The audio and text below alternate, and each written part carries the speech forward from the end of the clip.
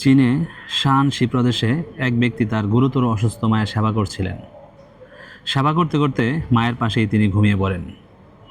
যখন তার ঘুম ভাঙল, তিনি দেখলেন মা আর নেই।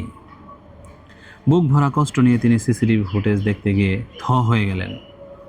তিনি দেখলেন মৃত্যুর কোলে ঢলে পড়ার ঠিক আগ মুহূর্তে মা তার সন্তানের কথা ভোলেননি। মা দেখতে পান ছেলেটির গায়ে কাঁথা নেই। নিজের জীবনের শেষ শক্তিটুকু দিয়ে তিনি সন্তানের গায়ে কাঁথা টেনে দেন। এরপর চোখ বন্ধ করেন চিরদিনের জন্য।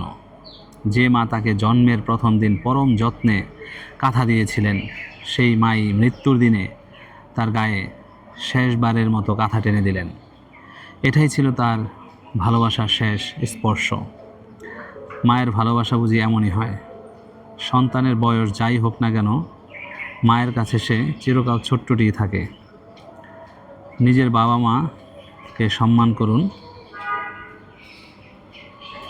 জীবনের শত ব্যস্ততার মাঝেও তাদের প্রতি যত্নশীল হন, কারণ তাদের আশীর্বাদ আর ভালোবাসা জীবনের সবচেয়ে বড় সম্পদ।